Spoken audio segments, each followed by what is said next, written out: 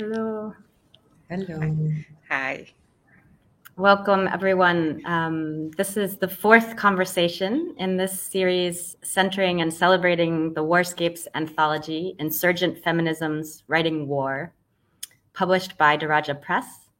And our focus today is on the poetry of witness. My name is Meg Ehrenberg. I'm a reader and a translator of poetry, and I'm here with two of the contributors to the anthology, poets Otonia Julie Okatvitek and Jihan Viseso. Hi, Julie and Jihan, welcome. Hello. Good to It's be here. some profound heaviness and awareness of the unrelenting violence of this moment. That gruesome genocidal acts continue as we speak here, that we open this conversation, which feels to me simultaneously extremely difficult to have and at the same time urgently important. And it seemed appropriate perhaps to begin talking about poetry and the role of poetry, the importance of poetry, by hearing some poems. I thought I'd ask each of you to read a poem, not necessarily the poems that were included in the anthology, but one that speaks to our topic of witness. And then we can move from there to talking a bit more about your individual practice and how we make sense of the value of poetry in these times. Julie, do you want to start? Sure. I'll go. I have a poem here. It's called If We're Counting Days. It is day 182, or day whatever it is since we started counting days, like steps, like ladders to nowhere. Headlines pour out from the side of the computer screen. I catch them and collect the spilt words like milk in a large vase on a coffee table, in the living room, at home. And the sky, every day the sky, every single day, blue, mostly bright blue, deep blue, sometimes clouded over, sometimes gray, sometimes a Milky Way from the night sky. A boy I wrote about in a poem dissolves as if he hadn't been a person just here, just now. Boom. Boom. The page is blank. From that war, that that I'm thinking about, that is not today or 182 days ago when this thing started. Boom. Boom. The young man reappears among the rubble. Boom. Boom. He looks at me directly to say, now what? What now? What now is your responsibility to us? That's it. Thank you. Jihan, did you have one you want to share? Yes, thank you, Meg. This poem is called Gaza, and it's a new one. It's probably the only thing I've been able to write that makes any sense in 230 plus days. The algorithm builds a wall of silence with videos of everything I ate in a day. But we break language open with two hands, making words do everything they can and then even more. Because the quadcopter will not sing louder than my grandmother's song, or her Gazan pronunciation of the word bandoro, tomato, drenched with sea and salt. In Jabalia, a man whispers into the phone, saying, she has the face of a real Palestinian. The day I learned zip ties come in different sizes. The day I heard Hind call for help that never came. The day I watched a paramedic trying to bring a baby back to life in an ambulance. The day I saw a grandmother receive the gift of a cucumber from her grandson. The day I learned a young man was shot dead just because he was out looking for food and water. The day I watched a doctor with my last name amputate a girl's leg in front of her brother on the kitchen table.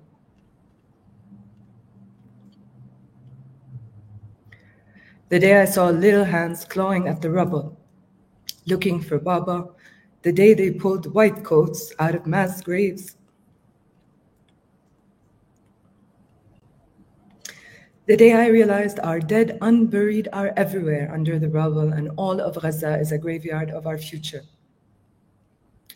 The day I saw a little boy share a glass of water with a cat. The day my mother pushed me across the border without looking back. And from my spine, I grow another one. And from my spine, I grow an olive tree. Thank you. Thank you.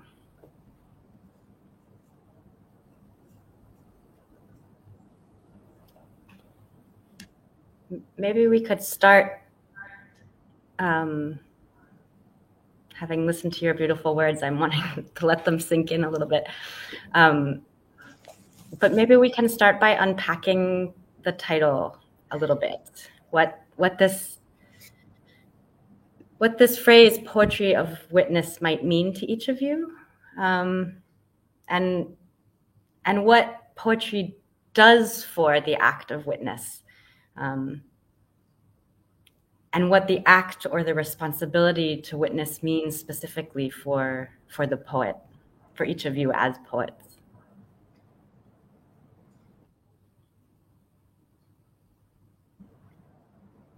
Julie, you want to start? I was hoping that by unmuting you were going to start, but sure, let me start. First off, thank you for your poems, because what your poem does is take us away from the pictures that are unrelenting, but take us towards feeling and knowing this moment differently. Hey, so for a long time, well, maybe not that long time, I've been referring to myself as a witness poet. And I thought that my work was to witness, and I've written about it, I've thought about it, I've claimed it, that my work was to witness through poetry, and that poetry was the place to do it. But this poem that I read to you is the only poem I've been able to write in all these days.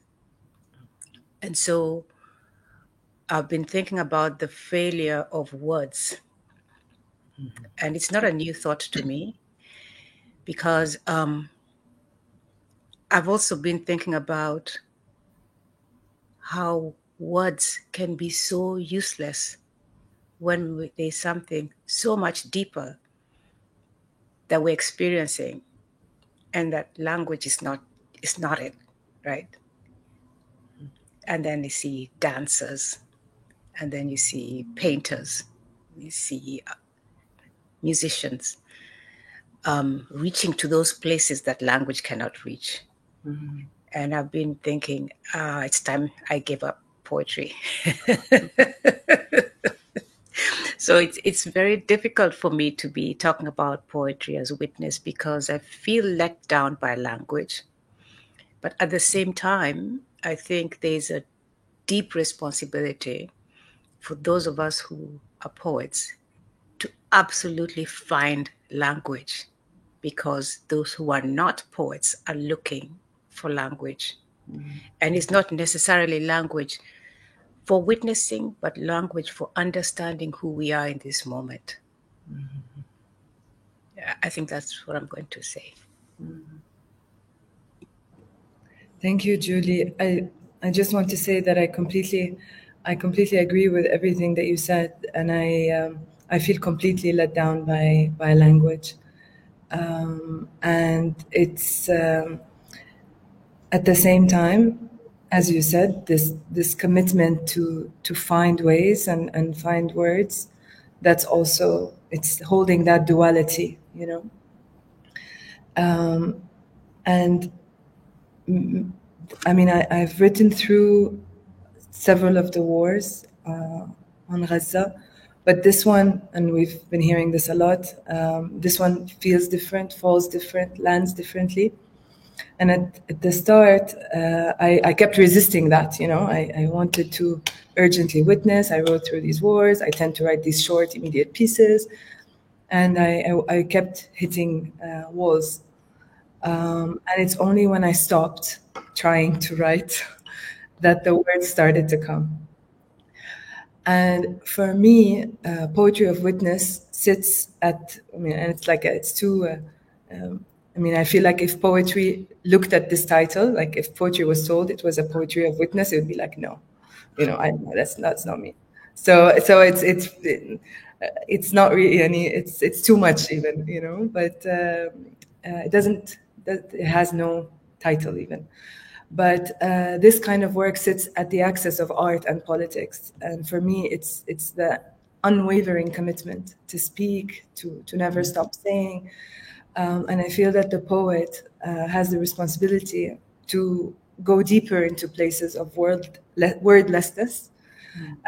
And as Adrienne Rich said, like to dive into the wreck and to come up with something, anything, you know, that would make someone feel something, that would make someone say something, that would make someone do something, you know.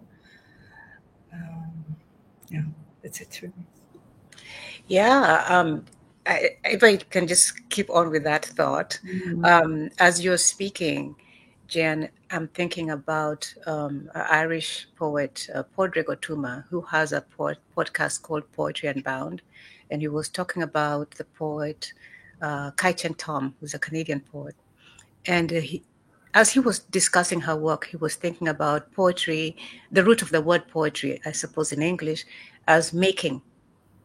And so poetry as a way of making, when we live in a world where there is so much destruction and unmaking. So to think about poetry, and now borrowing Padraig's idea, as a place where we can remake a world, where we can remake a language, keeping in mind all the time that not all poets are invested in this, right?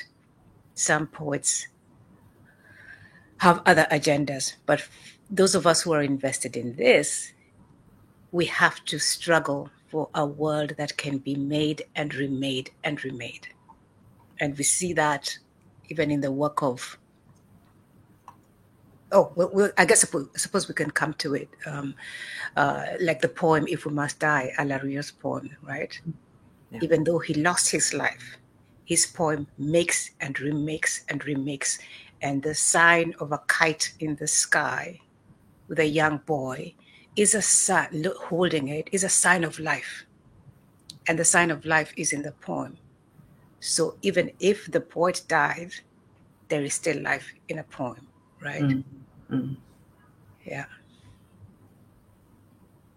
It seems to me there's also something about the language that moves us beyond the language of reportage, the language of the banal language of statistics and data. I feel like there's a kind of rupture of the status quo that is specific to poetry as a genre. That rupture is also something that feels so necessary. I keep returning to the idea that the claim that there are no words is also a deep urge for poetry that we're looking for, right? We can't find the words, but we need them.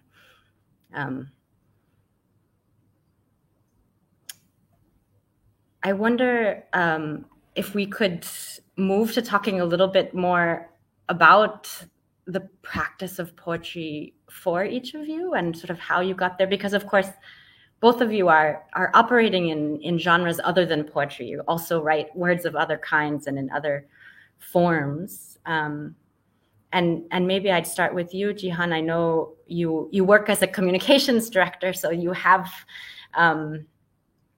your writing is a big part of everything that you're doing. And it makes me wonder what it was specifically about poetry that you feel the need to continue to return to, even as perhaps this moment feels different or more difficult to find poetry. But I'm just curious, what does poetry specifically offer? What does it liberate or allow? So for me, what poetry is boundless, like and also incredibly generous in a way that I don't find in other types of writing. And it's true that with Doctors Without Borders, most of my career, I'm not in communications right now, and I miss it actually.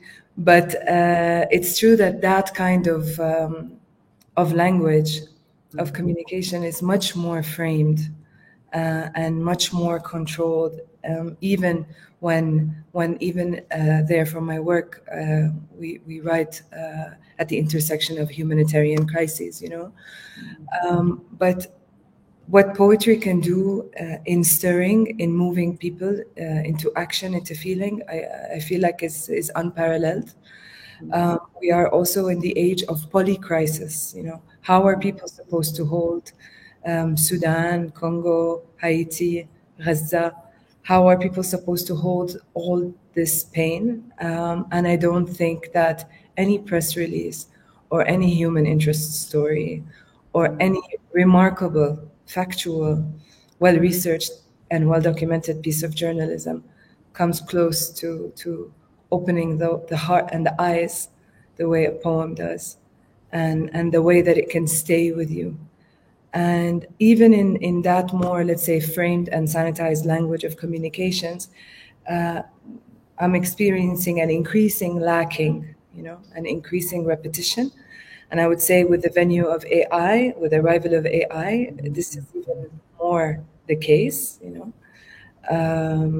where at the click of a button, you can have the strongest condemnation and the strongest press release, not even written by anybody who has actually witnessed it, And that disturbance of even that form is something that I feel like poetry remedies. It's the more the further away we are from each other, the closer we can come together through poetry.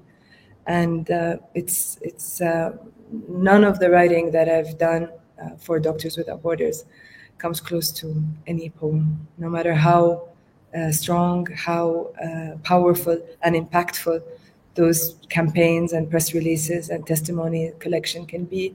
At the end of the day, I was in some of these places wanting to write a poem instead of a press release, and knowing that if that was possible, then it would be even better and even stronger.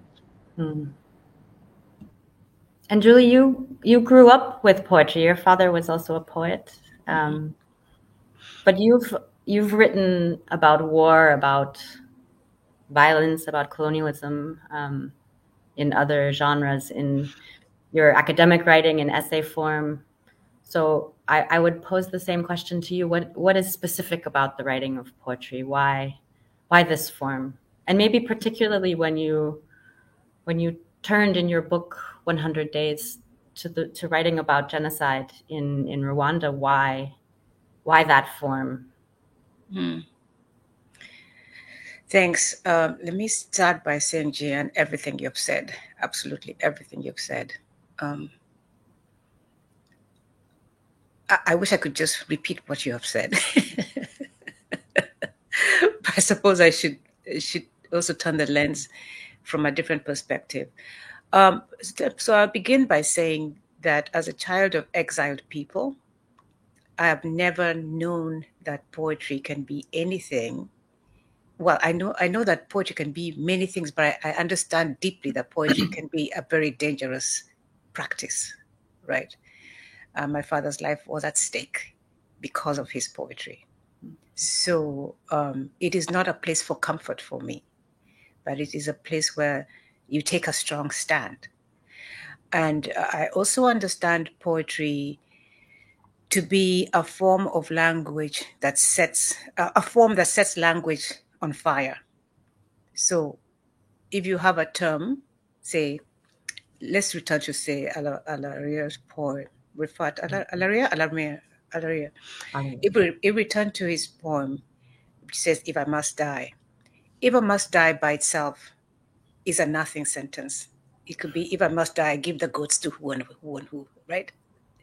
But "if I must die" in a poem, and the way he sets it, it finds itself in all worlds all over the place in the world, right? And if he says, "if I must die," it echoes Claude McKay, a Black American poet who wrote way back when, I think at the beginning of the 20th century, to write about Black American rights for struggle. So poetry can connect backwards and forwards in time, but it can also take language very, very deep beyond the dictionary meaning. And so when people are saying that there are no words, often we're relying on words that we think are neutral, that words can just do what we want them to do because we have said it in this way. But a poem will forge language in a way that strikes at the heart, right?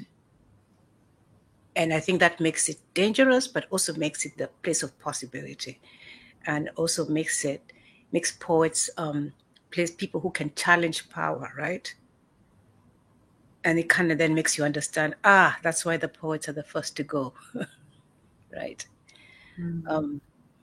Because if you can turn a language into something else, and then those who feel like they have the power, those who feel like they have control, there's nothing much they can do. The language that they use will mean nothing, right? In terms of 100 days, I don't know. I think in 2014, I finally understood after 20 years that I had to, if I was to claim myself as a poet, then I had a role in bearing witness to the memory of what it means to be 20 years after a genocide, right?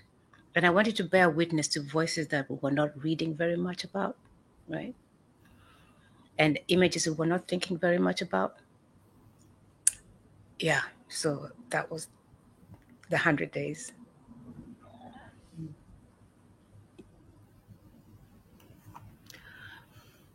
As you're both speaking, I'm thinking about not just the how of writing poetry or the why of writing poetry, but also the where of poetic practice, and maybe partly because, well, Jihan, you mentioned AI, but in this digital age, you know, we're witnessing genocide in Palestine on our screens. You know, we're consuming it through social media. I think you know, we could say that it's live streamed for us. It's a constant background, and so I'm thinking a lot about this space, and I think often when my own struggle about finding words for what is a constant bombardment in my space, I'm thinking about words in that space, what to say on Twitter or into my various feeds. But I'm curious about how poetry interfaces with that space, with the digital space, and it seems to me that your own writing practice differs a little in this way. That Jihan, you've posted more of your poetry online, or you've been more of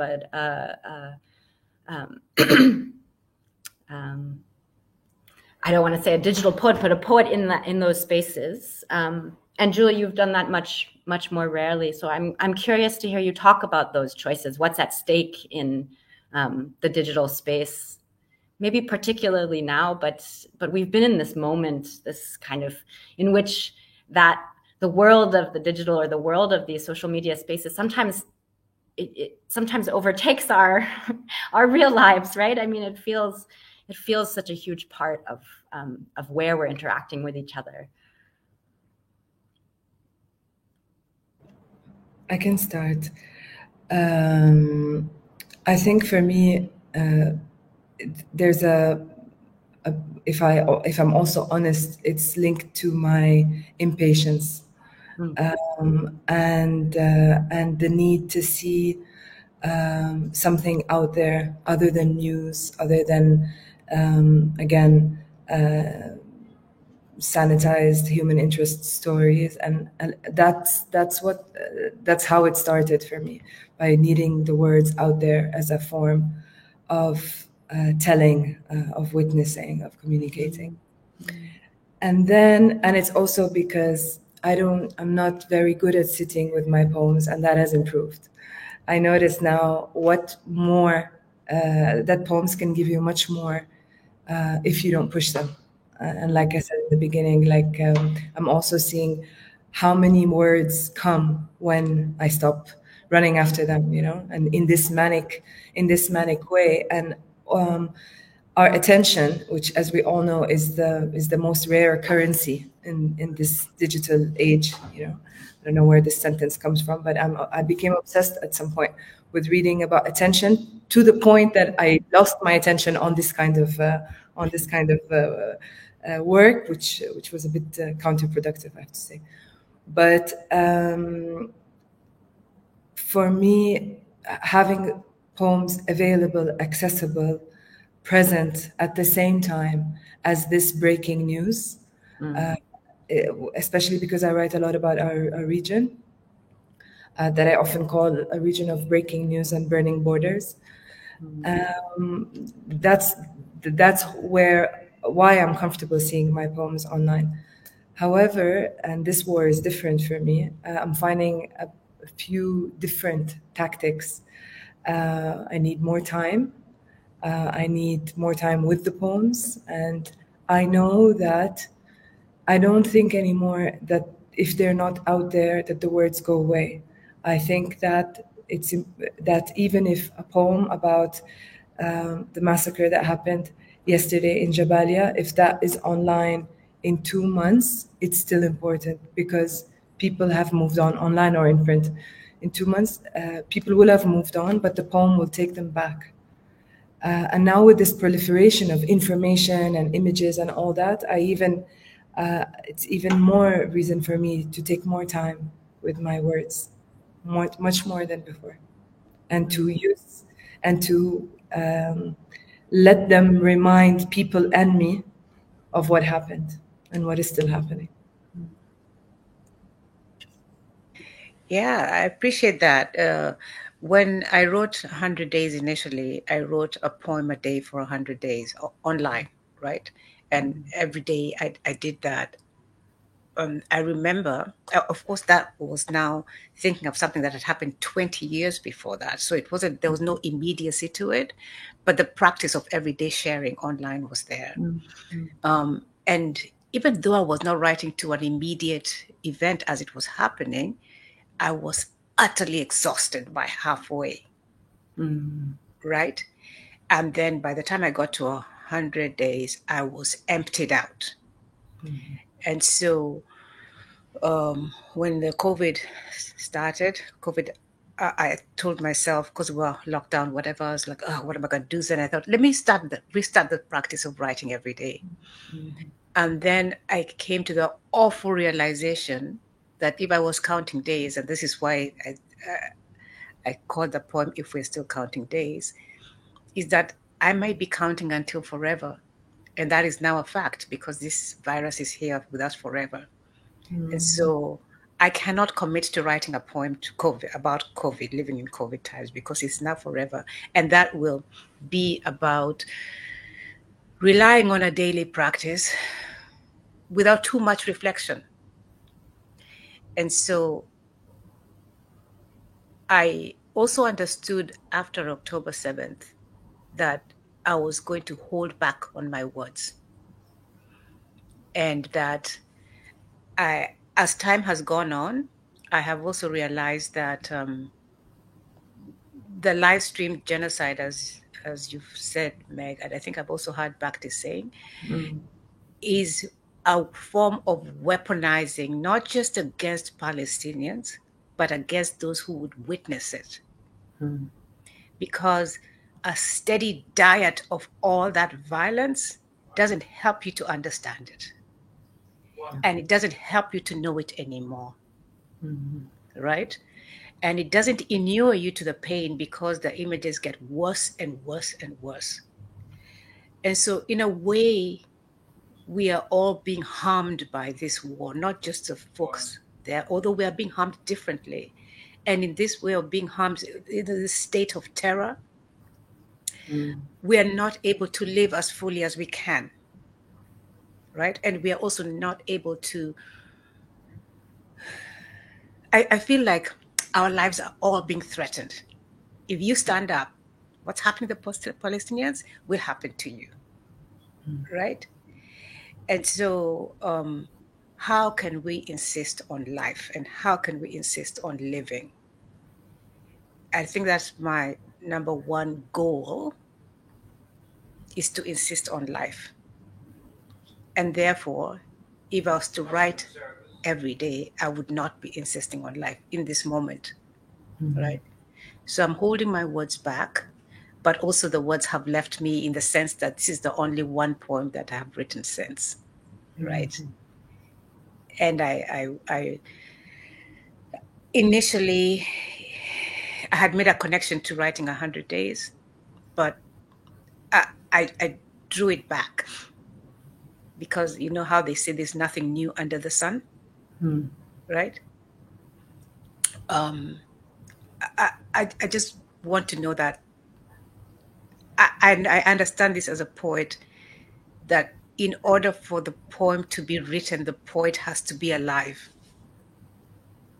And so if I have to be alive, I have to participate in life-giving exercises. I cannot sit in front of the screen and watch these things, because these things are not life-giving exercises. Having seen what I have seen already, I know enough to take a stance and a position. I don't have to see it every day. Yeah. So this has really changed my poetic practice.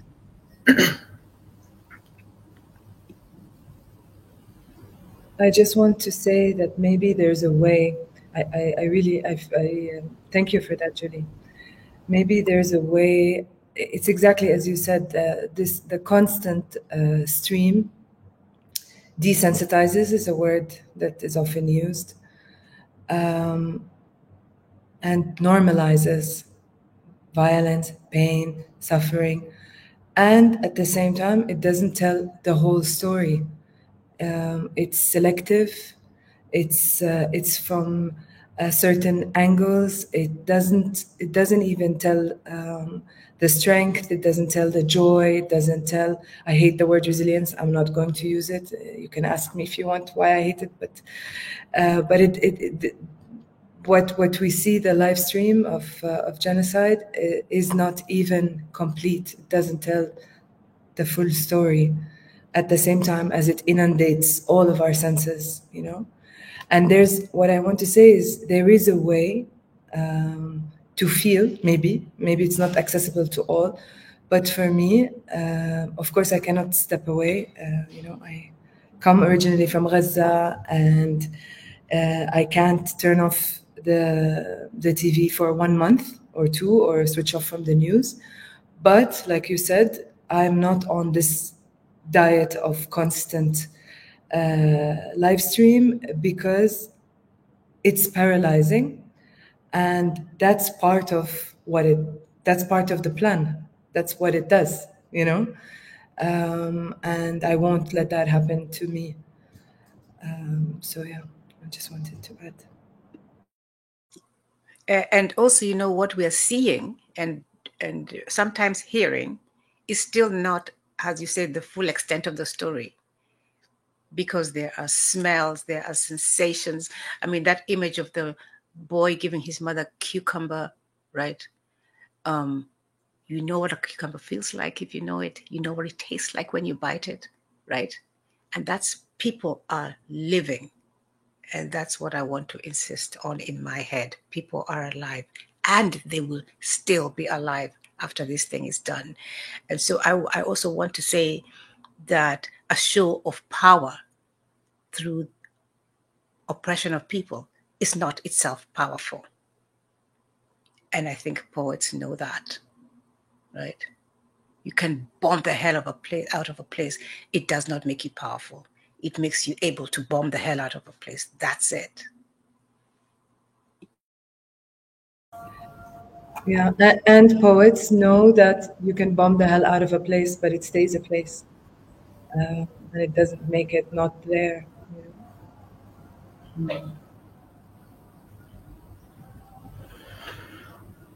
Yeah. It seems to me there's also, I mean, there's something that both of you have talked about the, you know, poetry is relational, it's communicative, and it seems to me we're most vulnerable to this constant diet of violence, of images of violence, of recordings when we're alone, and that there's a I keep thinking about the sort of necessity of collective witness, and what does poetry offer in terms of creating collectivities, creating a community of readers, reaching across. Yeah, I mean, it gets, I was going to bring us back to this question of speaking the unspeakable, which, I mean, it feels to me almost a cliche at this point, right? But there's also the inability to put things into words is part of the distress, right? That in trauma and trauma, you know, scientists talk about how it actually turns off the parts of the brain that control speech, right? That when we're in the moment of extreme trauma, we can't form words.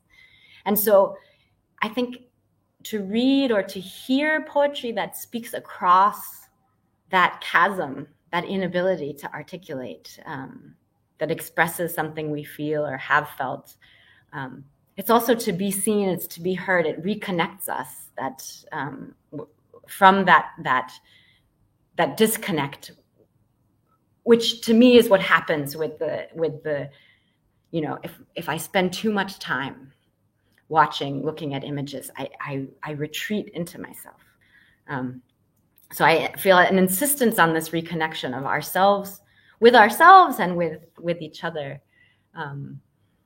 Yeah.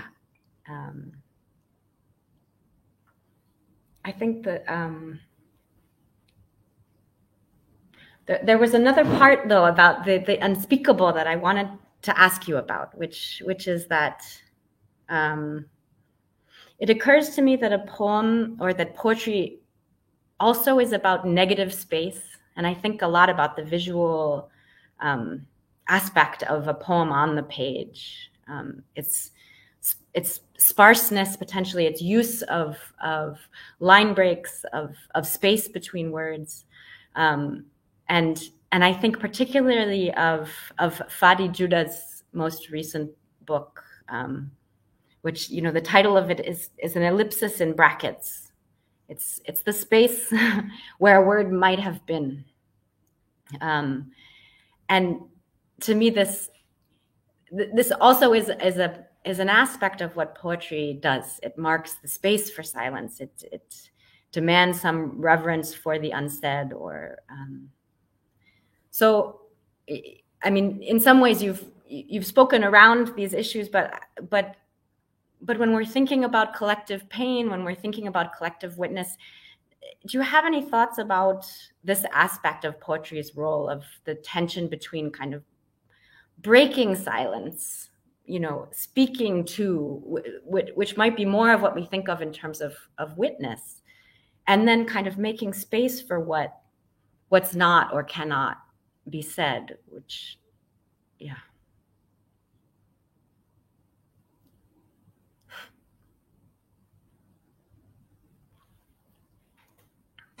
Okay, I'll go this time. I was looking at you to say, okay, I'll go. I think what I'm hearing is the question, what does it mean to witness horror? And so that calls into question, first, the need to be able to articulate what you are seeing, and also to understand what horror is. And horror by its own, if I understand it in English, is something you cannot put words to. And so to articulate horror means to understand it. And to understand what something that is a horror means you have to go to places that often language cannot do. And then the last part of that for me is that once you have articulated it, it's inevitable that someone will experience that horror. It's like secondhand smoke, right? So how do we witness horror? And I think that question comes up into this is unspeakable, as you're saying, right? Because we understand that we should not be able to make sense out of horror. However,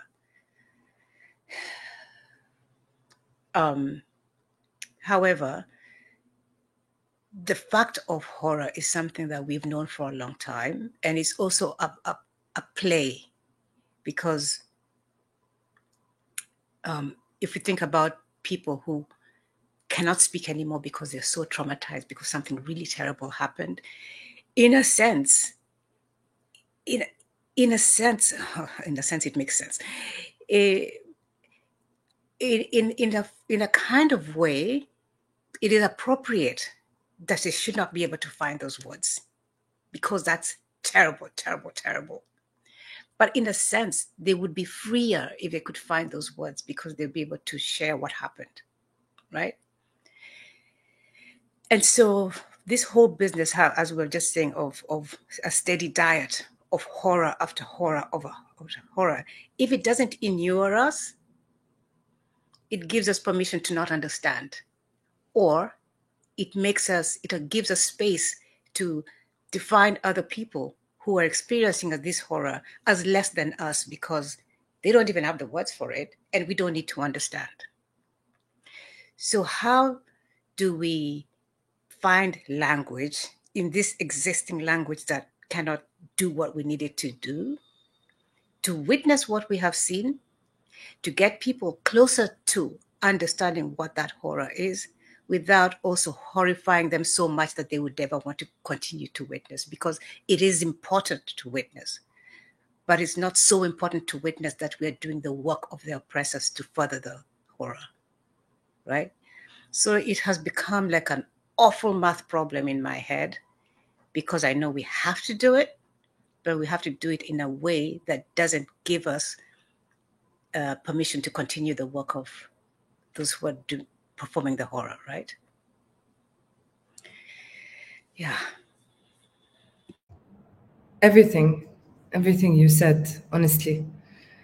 And I think I would like to add that for me, and I don't think it's a cliche, I understand that it's been circulating a lot and people are saying there are no words, and sometimes I've said several times there are no words, but we have to keep finding them and looking for them.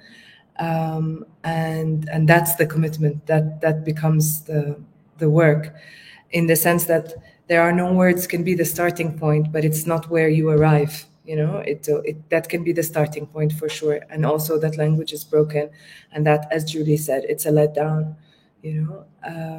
But and that's the starting point. But then you have to.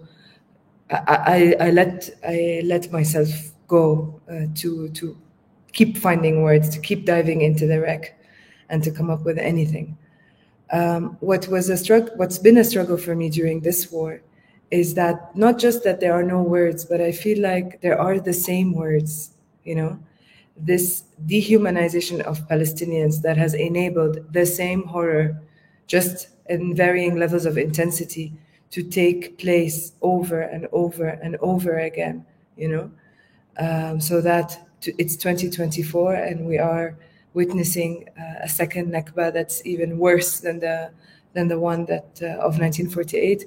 This repetition of the horror has created for me, like, those words have already been said. It's not that sometimes it's not that you can't find the words, it's that you've written the words, or somebody has written the words, or you've read the words, and so what more? What other words? You know. So and still, as Julie said, there is a freedom, and I've only felt it, and I'm so happy, and this is pure coincidence that we've both struggled with writing in this genocide, and that because this is not the experience of every writer. And if any writers and poets are listening to this now, I don't want them to feel like, you know, if they were prolific and writing throughout all this pain, that's strange. You know, it's just, in fact, I think it's a bit even more peculiar. I think we are the minority, not the ones unable to write. If I compare with my community, but it remains necessary. It remains urgent, and it's freeing, as Julie said. Once you find the words for that wordless feeling and wordless situation, it's like something breaks open, and it's like another language is possible from within this broken language. You know, one of the biggest challenges of being alive in a responsible way these days is to be an academic for me, because I know that language evolves and grows. Any language, well, some are dying languages, to be fair. But a language like English is growing all the time.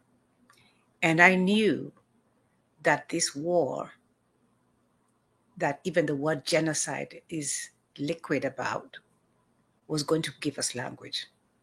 And I was waiting for that language. And then 2 words came. One was an acronym. And it was, I think when the International Criminal Court, just ICJ first met, the acronym that came was Wounded Child, No Surviving Family. And I knew that this came out of this war, but it's not by itself something we've never seen before. And so I kept waiting, and the other word that came out was scholasticide. And then it was so powerful to know that as an academic, how do you continue to function and do what you do, knowing that there are no remaining universities in Gaza, and hundreds of professors have been killed, if not thousands, and how many students have lost their lives and cannot go to school anymore. And I'm here as a functional academic in this language, right? That, with the struggle for people to use the word genocide, which came from a particular time, itself a word was produced by an academic, right? And now it's being used to say, no, that one is a genocide, that one is not, that one is not, that one is not. And this is what we academics do, right? And so one of the lessons of this time, if there are lessons to be learned, is to keep finding our own language. Find your own language. You don't want us to use genocide? Keep it. We are poets. We work with language. We will find our own language, right? After all, the fact of this war as it's happening, I don't even know if we can call it a war anymore, is that it isn't about sides. It's against all of us, right? And there has to be a word, and we will find that word for a kind of destruction towards people that wants to insist that there's a way to live in the rubble. I was thinking about Primo Levi, who, you know, was in Auschwitz, and he used the word Muslim to describe people who are not alive and not yet dead, right? And that word is a Yiddish word. I think it means Muslim, right? And I was thinking of that word today and how this situation, when you hear terms like human animal, is a way of saying people who are not alive and they're not yet dead. And how language is meant as a force to define how we can live. We too can make language that keeps us alive. And so I hold on to that poem, If I Must Die, and the image of the boy with a kite, because the bombs will not get rid of that image, even if we're not here anymore.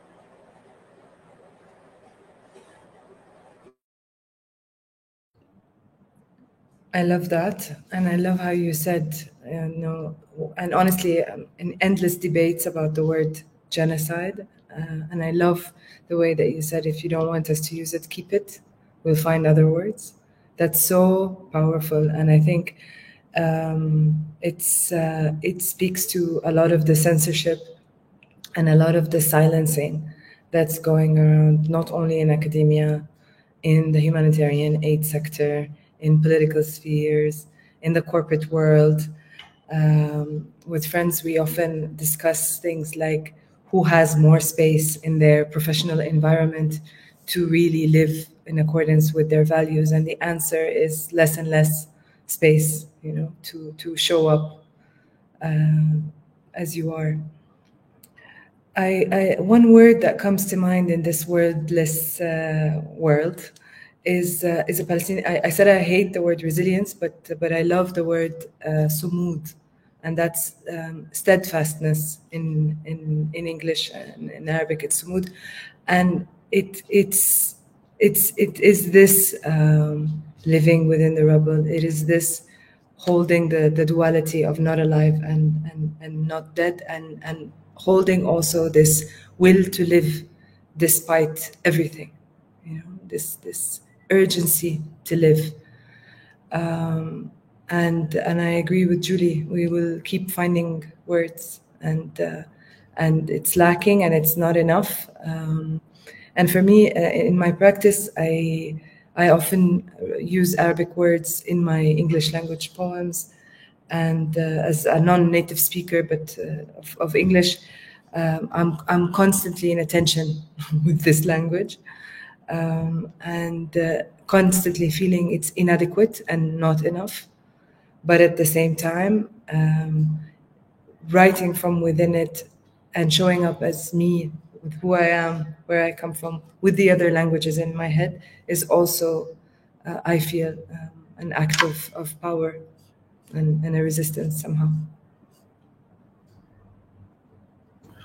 I'm glad you brought that up, Jihan, because that was sort of the next question I was going to ask each of you, since we're on the topic of language, and also because, Julie, you were talking about academia, and in so many academic spaces, the English rules, the hegemony of English rules, and both of you write in English, but you've also both written or spoken in various places about what it means for you to write in English, and you travel fluently in other languages. English is not necessarily entirely home.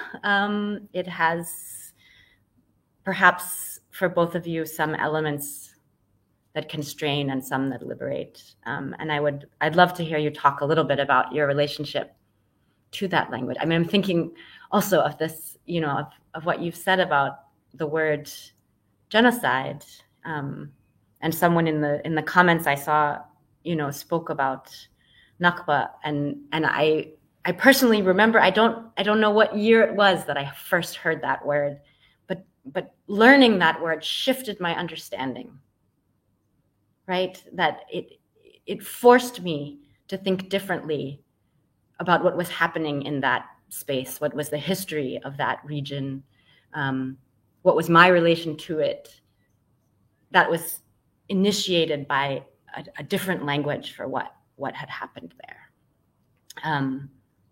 So I think the fact that it wasn't English was necessary in some way.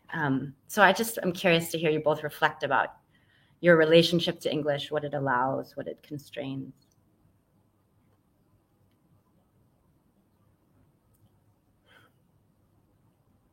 I'll go.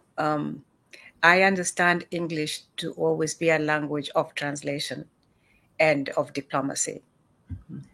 From my position, it means that if I have something that I cannot fully articulate, I have to translate it in a way that those who read it in English might have a glimpse of what I'm trying to say, but they won't totally get it.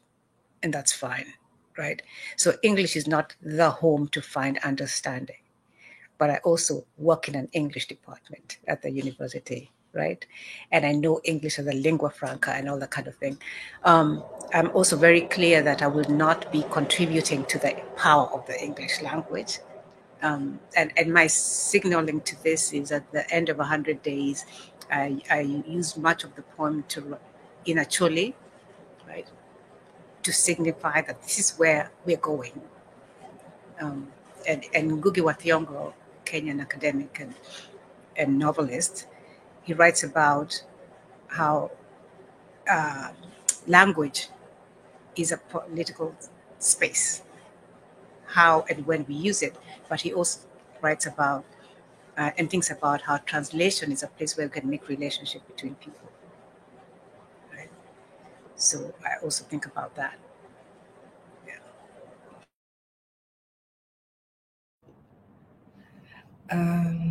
That's beautiful. And for me, English is a bridge, and somewhere where, again, I start but I don't finish. And also, I use English as a bridge to Arabic, usually, whether it's concepts, vocabulary, or sentiments, feelings, situations. So it's it's for sure it's the start, but not in any way the end. And I also love what Julie just said about not contributing to English's power, dominance, hegemony. I'm very proud of my grammar mistakes, despite having a degree in lit. And I'm very proud of some of the gaps I have, the vocabulary gaps, the tension, the malphrasing. I'm also reading in French, and sometimes that also mixes. And I'm a lover of language, but I'm not a lover of how English was spoon-fed down our throats and in our schools as the one destination, the master language to rule all languages, the language I'm using now for this conversation. But again, I feel like us existing in this language is itself an interruption to how it's supposed to exist, to who speaks it and what they do with it. And that's okay for me for now. I know we're getting toward the end of our time, but I wanted, Julie, you mentioned COVID, and your respective contributions to the Insurgent Feminisms volume were both written during what we might think of as the acute stage of the COVID pandemic, the high COVID moment. And they reflect that context. They meditate on that context, both of those poems. And rereading them, I found myself wondering whether there was anything specific about that that period, but about, I mean, whether sort of all writing during that period of lockdown, that period of really not knowing what was the end, that whether all of it was a kind of witness writing, and whether that specific moment, that high pandemic moment, teaches us anything about the writing of suffering, or the writing of war, about, you know, witness. Yeah. Those days I was acutely aware, first, that there would be an after. Not that that this would be resolved or anything, but there would be an after, because as sure as the sun rises in the sky, there's going to be an after, right? But I was also in the heyday of thinking of myself as a witness poet. And how, after doing 100 Days, I knew that to pay attention to what's in the news, and also then, because there's an after, I knew that some of these things which I was paying attention to would be forgotten, right? Like the woman in the train station in London who had a man spit at her and she got COVID and died, right? I knew that that was a small story, but I needed to write it in a poem. I mean, it was small in that it happened to one person and one family lost their mother, right? And that community lost somebody that was beloved to them. But it was also led to a moment where the prime minister at the time was Boris Johnson. He said sorry or something like that, and then boom, it was gone. If you ask most folks what they remember about COVID, it won't be about the man who spat at the woman and she got COVID and died, right? So I knew at that point that it was important for me to be witnessing the moment, what we're happening right now. Right? These days, witnessing is a lot more complicated. I'll leave it there. I think for sure there was a lot of what would be called witness writing coming out of COVID. You know, everybody was their own version of a witness. The amount of, and it's not only words, videos, images, logging. Everybody was somehow logging their existence. And when I say everybody, of course, with all the layers of privilege that even implies, everybody with a connection, everybody who even has someone to witness them, who would.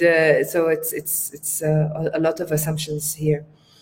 I think COVID, as I was telling you before, was for a moment a shared grief, you know, a shared situation in the world, like for a moment, a unifying element that quickly disintegrated into all the lines of, you know, racism, discrimination, and that you know, operate in the world, so that people had a different access to everything, to food, to water, to vaccine, and quickly people went back into their, you know, privileged bubbles, and until today, when you talk to someone, you can tell a lot about them if they describe it as the best time or the worst time. Could they keep their job? Did they lose their rent? It really varies, and from this region that is, you know, constantly reeling, I feel like, without minimizing COVID, I work with a medical organization, of course, but I feel like what we are experiencing right now in its isolation and its horror and its grief is like 1,000 COVIDs every day, you know, but you're alone in that, or there's a shared community and it's much smaller and it's not on the UN agenda. And again, Gaza might make it to the UN agenda, but let's remember the times that the Security Council meets and what comes out of it and what is actionable for people on the ground is you know, is something else. So yeah, with a bit of nostalgia sometimes to the unifying element of all of us dealing with something that was for a moment COVID, all of us, you know, humanity. Yeah, and at the same time, the water's cleared. We could see the Himalayas, and the birds animals came out of the forest, including ones which we thought we had made extinct, right? So for some people, and then for some people, I'm thinking about the birds and the water and the mountains. It was the best time, right? Humans were away from Exactly. from their usual nonsense, right? Exactly. Yeah, and that woman's name was Betty Mujinga. I just want to speak it out. Betty Mujinga. Yeah. It seems to me that, because I also had that feeling, Jihan, about the element of connection across the world in that very brief moment. But for me, there was also a moment that it felt like something different might be possible. That I actually wanted to quote some of your poem, Julie, from, I think all of the poems in the book are titled Another Pi Day. And but there were a couple of lines that were particularly poignant to me about, you write, after this, we can't reclaim innocence. There won't be comfort in not knowing. The yet is a long punctuation for those of us in the perpetual after.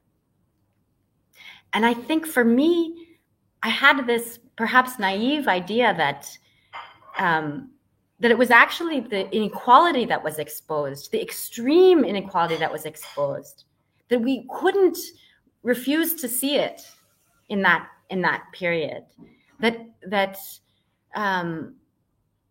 had become so visible that there was no going back. We couldn't possibly go back to a time where we didn't know that this was possible, right? That the whole system relied on the sacrifice of some for the benefit and protection of others, you know. And yet it seems to me that now this perpetual after, it's like we've doubled down on this calculus. And that's how this moment feels to me, that, you know, every day something happens that feels we can't possibly go back to before we had witnessed. I mean, so many of the moments, Jihan, in your poem, I mean, I remember those moments. I remember those days, and I had that feeling again. We can never go back to the moment before we witnessed this. And yet here we are, and we keep coming back. So yeah, I don't know if that's a question or if it's just, I just wonder, did we learn anything? Did we learn anything? I wish I had. There we go. Go ahead. I wish I had the confidence of Julie in the after, because she said already 2 or 3 times there will be an after, and she's sure. And sometimes what's happening now, it's just, and I find that so reassuring to hear, because it's not how I feel with the stretch and the days and the countless griefs, not only on Palestine, but so many other places. I don't know what our after looks like, and it really scares me. And many times I think that all we have is now, actually, the now of this conversation, you know, the now of these choices, and I don't know if the after will be fair to us. Well, how do you define fair or justice, right? That there is an after might not be that we are there in it. There's this poem we learned in high school, Ozymandias, King of Kings, look at your mighty works and despair. And it was about, I think it was Keats or Yeats or one of those British poets or Irish, I don't know. But it was about having found a statue in the desert, which was all that was left was the knees, like from the knees downwards. But then you'd have to use your imagination to imagine that at some point it was a huge statue in a place that was not desert. And now it is there, you know, crumbled, knees down, right? Because at some point it was a symbol of power.